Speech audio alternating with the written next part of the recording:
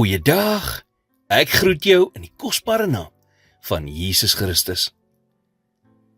Onthou jy die gedeelte in die Bybel waar Jesus die verlamde man genees het in Kapernaum?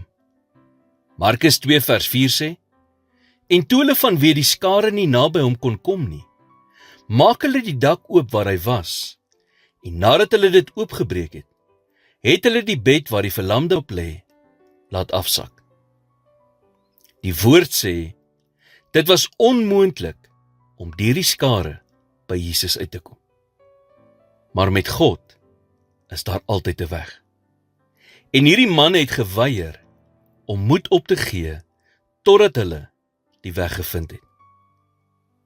Het jy al ooit 'n situasie in die gesig gestaar en vir jouself gesê, daar's nie 'n manier nie.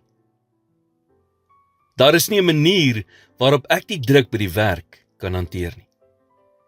Daar is nie 'n manier waarop ek my rekeninge aan die einde van die maand kan betaal nie. Daar is nie 'n manier waarop ek my huwelik kan red nie. Dis egter belangrik dat jy vandag sal besef dat daar altyd 'n manier is. Dit mag dalk nie maklik of gerieflik wees nie. En die uitweg mag dalk nie so vinnig kom soos wat jy gehoop het nie.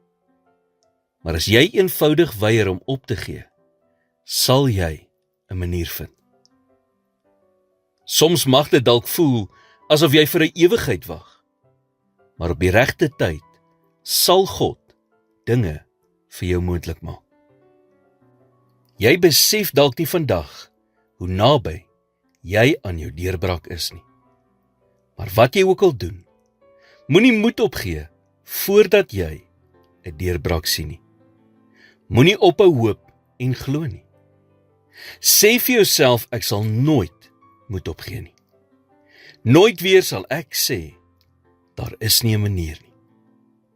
Is jy in 'n situasie waar jy geen uitweg sien nie? Dink weer. God se weë is nie ons weë nie, maar sy weg is altyd die beste. Hou aan om hom te vertrou en hy sal jou die weg na jou deurbraak wys. Here, maak asseblief my oë oop vir die manier waarop U in my situasie werk. Gee my die krag wat ek nodig het om aan te hou. Maak nie saak wat nie. Dankie dat U 'n weg maak waar dit lyk asof daar geen weg is nie. En dat U namens my werk. In Jesus naam bid ek dit. Amen.